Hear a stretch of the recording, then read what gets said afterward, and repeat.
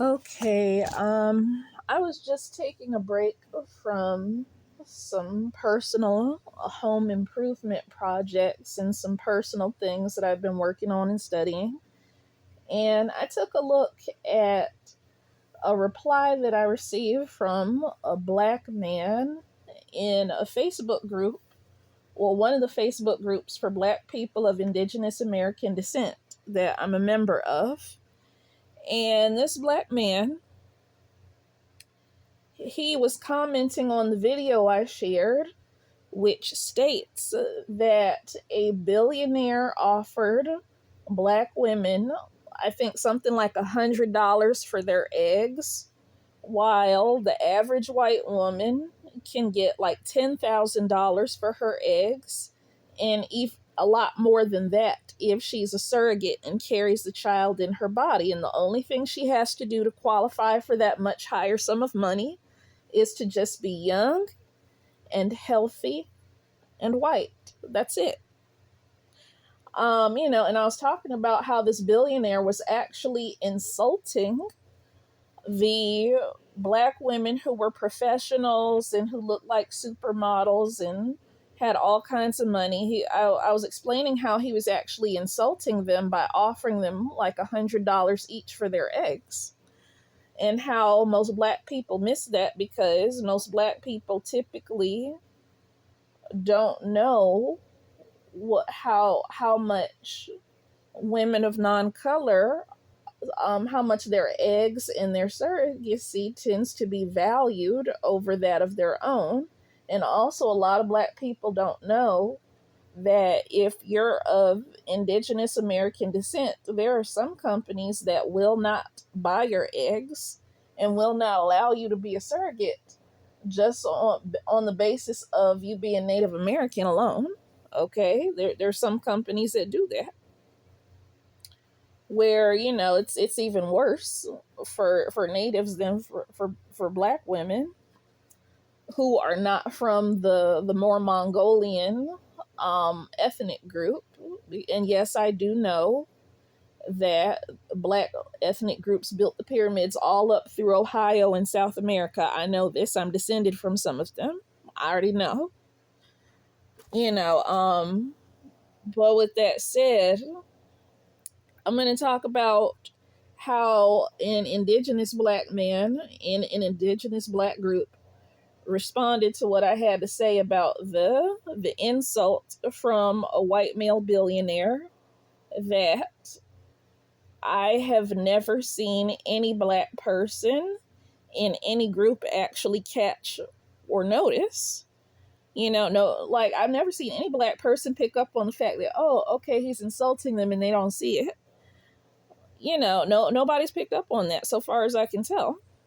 Instead, a lot of black people are saying, oh, we're genetically superior and they need our eggs and sperm because we're genetic superior and blah, blah, blah.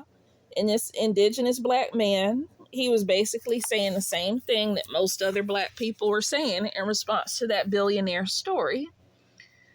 This black guy who responded to me, he said, oh, they as in the Caucasian community, he said, they do not outnumber us and they do need our eggs and sperm to survive.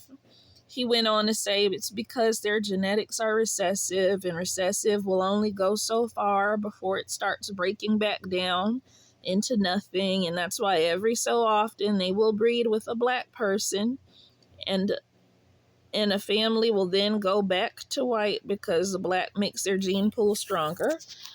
Okay, this man, now here's what I have to say about his comment, which lines up with what I have seen basically almost all black people, including the ones with college degrees, saying about this situation. And here's what I have to say about that. There might be some black people who's aware that's not correct, but I just haven't seen any yet personally. So here's what I had to say in response to this indigenous black man. Okay, and I'm in my video commentary, I'm gonna add a little extra beyond what I said back to him. Now, if I had no education in advanced sciences, then this man's reply would sound very, very smart and well put together if I had no science education, okay? But I do have education in advanced sciences. I may not have graduated, but I do have that in my background, because, life happens and some things happen in that. Getting my chemistry degree, it did not happen, but the education is still there. Now, here's why that indigenous black man's words, which reflect the majority opinion of his people, here's why it's wrong, okay? And part of what I said back to him was, if your words were true, and if Caucasians needed your eggs and your sperm, then black men would be aggressively encouraging and pressuring other black men to stop breeding with white people so they can die out. But black men are not doing that because what you're saying is not true. The overwhelming majority of the time when you see black people breeding with Caucasians, it's black men doing it the overwhelming majority of the time. It's mostly black men who are not loyal to their race. Only 26% of them marry, and most of the time, they don't marry their own race. And I also said, if you were correct, and if it were true that establishing dominance was as simple as not breeding with Caucasians like you claim, then you're making yourselves look like the dumbest and most masochistic men on the planet, because black men date and marry outside their race at rates much higher than any other race on the planet. And only 26% of you marry a phenotypically black woman. Only 26% of black men marry. And most of the time that marriage is not with a phenotypically black woman. Okay, this is what I said to him. Black men, they date and marry with people of non-color at rates much higher than any other race of men. They rarely marry, and when they do, half the time it's not with a phenotypically black woman. And if establishing dominance and ending their oppression was as simple as not breeding with Caucasians, they would have already done that. Black men's behavior, they have not done that. They've done the opposite. And their behavior sends a message to the white community that says, hey, we need you a lot more than you need us. This is the message their behavior is sending. Like, we need you. We're not going to stop doing this because you add value to our lives. You add value to our genetic stock. And this is what the selective breeding of black men is communicating. Because, we're actually less than 12% of the population. We're not 13% of the population like a lot of popular black influencers claim. And with us being less than 12% of the general population, our indigenous black men's choices in who they marry and bear children with, it's sending a strong message of, we prefer white genetics. We feel like white genetics improves our genetic stock, and we need you more than you need us. This is what the message that their behavior is sending. If defeating the white community was as simple as not having children with them, black men would have already pressured other black men to stop dating, marrying, and impregnating them a long time ago. If it were that simple, and it's not that simple. They want to sound smart when they say these things about recessive genes and white infertility, but it is not smart. The populations of Europe were already genetically stable for thousands of years, long before they started colonizing every continent on this planet. And as a matter of fact, in the early days of America, when Manifest Destiny was being preached, and they were telling all white people that it's their God given right to own every single inch of land on the whole planet because they're Christians. I mean, basically twisting a culture that did not originate in Europe, twisting the shit out of it badly as an excuse to conquer and kill everybody. That was like religious corruption at its finest, and basically turning people off from a culture that didn't even have its roots with them. That's really not fair. But anyway, in the early days when they were doing that, some white women were required to birth up to 30 children. That's 30 children each. Just like that Mama Uganda lady in Africa who's got 44 kids. White women in early America, they were pushed and pressured in the same ways that Mama Uganda lady with the 44 kids has been denied access to birth control and put in a position to birth her 44 kids. White women, they were required to have 30 children each. And they were overpopulating intentionally because they needed to do this in order to genocide the indigenous American people and to send them into slavery alongside imported Africans. This is why the indigenous people who had darker skin and who did not look like Mexicans, that's why you typically don't see them in history books and mass media, because it's part of the overpopulation agenda. And basically the white people who did these things, they're doing the same things that a lot of Africans still do today. The only difference is they were better at it, they were more organized, and they were more structured in doing a lot of the same things that Africans tend to do wrong.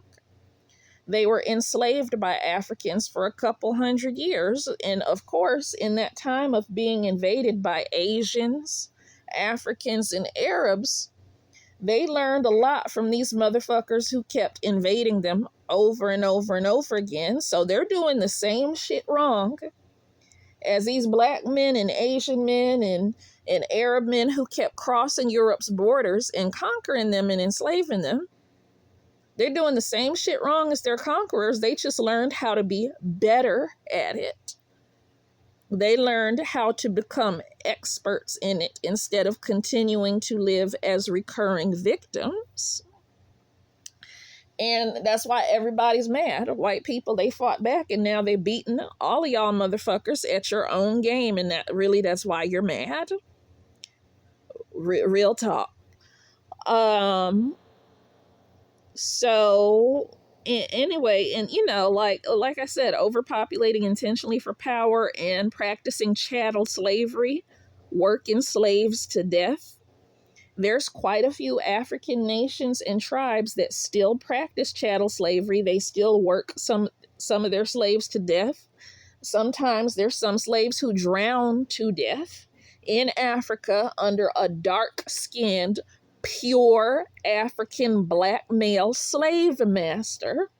This is how they still live today. There are Arabs who still enslave black purebred Africans. And on top of that, some of the Arabs used to cut the testicles and sometimes the penis too off of their black male slaves to be sure that they would not breed.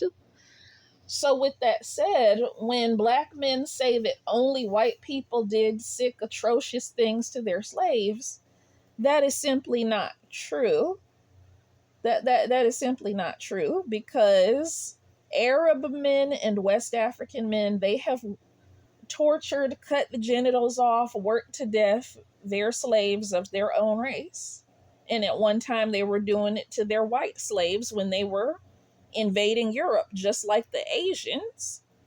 The only difference is they did not, their sick, torturous shit was not documented as extensively as the sick, torturous shit that white men and women did and are still doing. And again, a lot of West Africans, they're still practicing the chattel slavery now. And, I would go further to say that karmically, the ethnic groups all over the world that still build their nations on the model of intentional overpopulation and enslavement and financial disenfranchisement and oppression of others, the nations including Africa, who still practice these things today, the families who still overpopulate intentionally today, they are karmically responsible for a lot of our world's worst problems. They really are.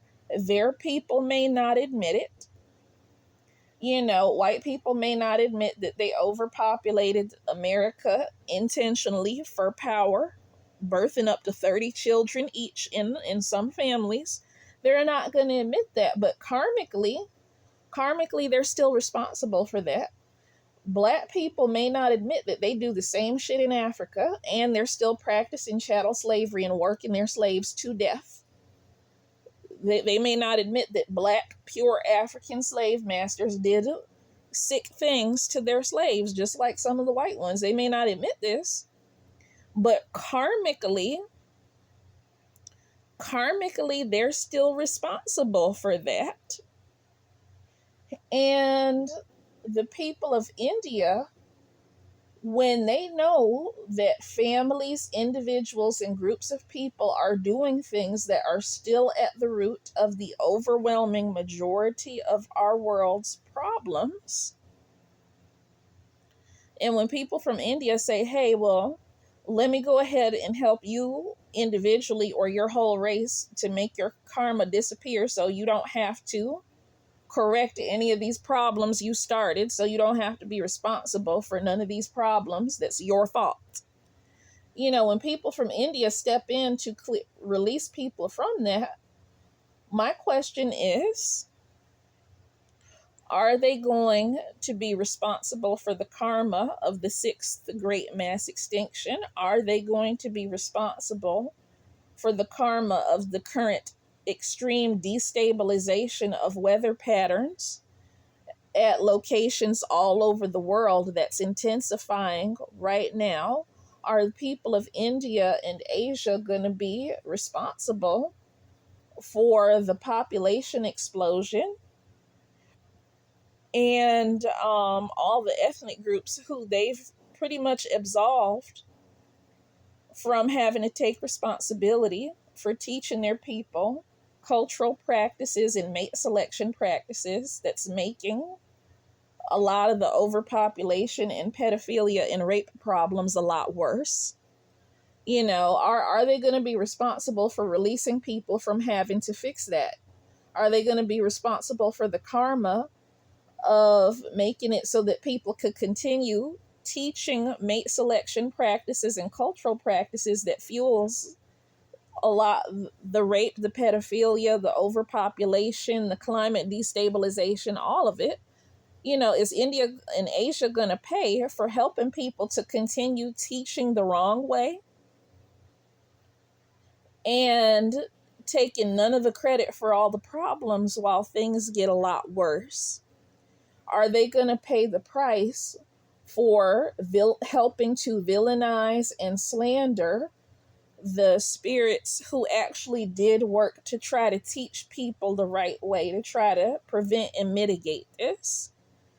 And if they don't have to take responsibility for absolving people who's teaching others to keep the worst problems going, are they going to take no responsibility for the extinction of the human race if things escalate to that point?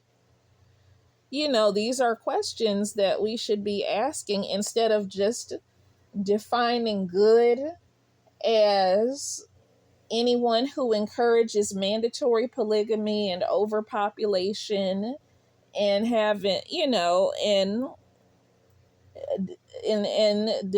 just we shouldn't be just defining evil as anyone who does not preach mandatory polygamy, and any woman who's not sharing a man is a narcissist and a whore. That's not the face of evil. That's not the face of narcissism. That's the face of evolution. And we as women of color, we should not have to be in a position to be labeled a narcissist or a whore or masculine because we don't want to share a man and we don't want to support the selective breeding practices or the culture that supports the men who need 10 wives and 100 children, or 13 wives and 200 children, like some of the white guys in Utah and like some of the African men in Africa. And the truth of the matter is, the only nations in Africa that has more that has more women than men is the violent ones that's real dysfunctional and they barely got food to eat. The poorest, most violent, dysfunctional African nations, those are the ones that have more women than men because of all the death. And there are plenty of African nations where women do not outnumber men. And I believe that a lot of Black people are karmically responsible for indoctrinating and brainwashing all people of color. Well, not all people, but most people of color into believing that we just automatically outnumber our men. I believe there is a karma that they're probably going to have to pay for brainwashing like almost all people of color, especially into the men, into believing that we automatically have more females. I believe that a lot of Black people are going to be karmically responsible for the women who have been beat up and murdered by their own men, who have been brainwashed into thinking that our women automatically outnumber them. I think a lot of Black men are going to be karmically responsible for teaching these white men who have mass murdered other men and mass incarcerated other men to ensure that there are fewer males on the streets. I think they're going to be karmically responsible for acting as an example of toxic masculinity and narcissism to a lot of people a lot of men all over the world. I believe Arab men are also going to be karmically responsible for acting as the example of toxic masculinity and fraud to men all over the world, just like what the Africans have done. And nobody has to curse them for that to happen. Nobody has to do a ritual for them to happen. And even if Asian male patriarchs continue stepping in to do rituals to release them from that karma, it still doesn't excuse the fact that the destabilization of the weather patterns all over the world is still intensifying in extreme ways. It still doesn't excuse the fact that the sixth great mass extinction is still happening. It still doesn't excuse the fact that because they've indoctrinated the overwhelming majority of their people into behaviors and beliefs and selective breeding patterns that reinforces the current environmental problems that are getting way out of control, they're still going to heap mountains of that same karma back onto their bloodline, no matter how many rituals they do to release themselves, because their way of life and way of thinking, it's just not sustainable. And having some guru who preaches about the 16,000 wives of Lord Krishna, having some Asian guru or some Black African guru or some Arab to say, hey, do this ritual to cancel your karma, is still not going to change the fact that their thinking and way of being is increasing, intensifying destruction to the planet and increasing the rates at which people's kids are being raped and exploited in Africa, in Arab nations, and all over the world. You know, child sex slavery, it's big business in all third world countries, and Africa is no exception to that. It's not solely just white men doing it. Like Africa and polygamous communities, they have problems with incest and child sex slavery and child exploitation that's really bad, and it's not all solely just the foreign men doing it like they say. And a lot of the African women, they need to have, who speak out against these things, they need to have more of a voice in mainstream media in Africa and outside of Africa, because willfully silencing them in Africa and outside of Africa, that's what keeps a lot of this shit going. And I believe there is a karma for that. And even if they try to erase it using rituals, they still have enough rope to hang themselves as a people through the natural consequences of their actions and through the natural consequences of these whites and other races who look to them and the Arabs as the example of what a relationship between a man and a woman is supposed to be. They're looking for, just how hard some of them work every day to demonize and villainize and slander the spirits who fought to try to change this stuff. It's just ridiculous, and it's disturbing.